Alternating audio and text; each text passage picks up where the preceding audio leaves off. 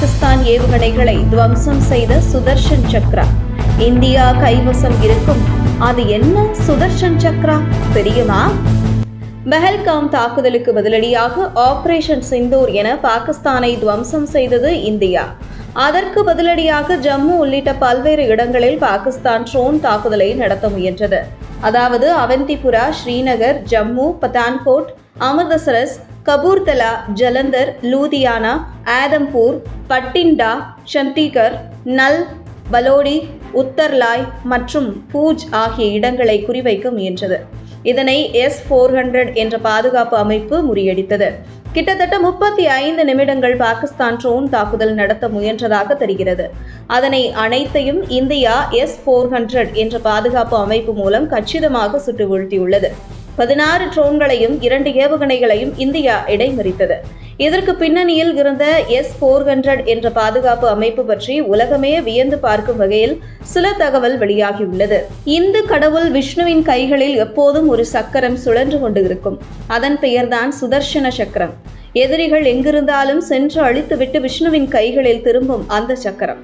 மகாபாரதத்தில் மகாவிஷ்ணு அவதாரமான ஸ்ரீ கிருஷ்ணரும் தேவைப்படும் போது சுதர்சன சக்கரத்தை கையில் எடுத்துள்ளார்.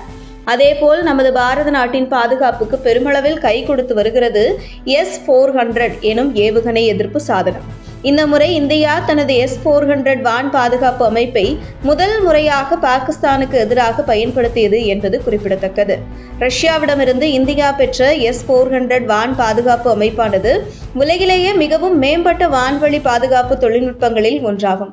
இதன் சக்தி வாய்ந்த ரேடார் அமைப்பு மூலம் 600 கிலோமீட்டர் வரம்புக்குள் 300 இலக்குகளை ஒரே நேரத்தில் கண்காணிக்க முடியும். ஆசியாவில் இந்தியாவிடம் மட்டுமே S-400 உள்ளது. இந்த அமைப்பில் உள்ள சுதர்சன சக்ரா ஏவுகணை 40 கிலோமீட்டர் முதல் 400 கிலோமீட்டர் வரையிலான இலக்குகளை அளிக்க முடியும். மேலும் 100 அடி முதல் 40,000 அடி வரை உயரத்தில் பறக்கும் விமானங்கள் மற்றும் ட்ரோன்களையும் துல்லியமாக அளிக்க முடியும்.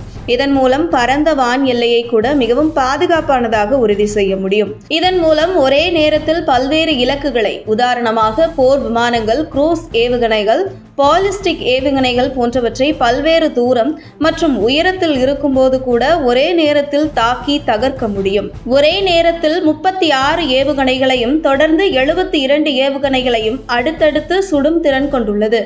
4 வெவ்வேறு விதமான ஏவுகணை கொண்டு 400 கிலோமீட்டர், 250 கிலோமீட்டர், 120 கிலோமீட்டர் மற்றும் 40 கிலோமீட்டர் தூரத்தில் உள்ள இலக்குகளை கூட துல்லியமாக தாக்கி அழிக்கும். எளிதில் ஒரு இடத்திலிருந்து மற்றொரு இடத்திற்கு இதனை மாற்ற முடியும். சூப்பர் சோனிக் தொடங்கி ஹைப்பர் சோனிக் வேகத்தில் ஏவுகணைகளை ஏவும் திறன் கொண்டுள்ளது. ஸ்டெல்த் மோடி, அதாவது எதிரிகளின் ரேடாரில் சிக்காமல் தாக்குதல் நடத்துவதில் முன்னணியில் உள்ள அமெரிக்காவின் F-35 போர் விமானத்தை கூட லாக் செய்து தாக்கும் திறன் S-400 ஏவுகணை பாதுகாப்பு அமைப்பிற்கு உள்ளது. இந்தியாவில் 4 S-400 வான்வெளி பாதுகாப்பு அமைப்புகள் உள்ளன. ஒன்று பதான்கோட்டிலிருந்து ஜம்மு காஷ்மீர் மற்றும் பஞ்சாபை கண்காணிக்கிறது. மற்றொன்று ராஜஸ்தான் மற்றும் குஜராத்தில் உள்ள முக்கிய பகுதிகளை பாதுகாக்கிறது.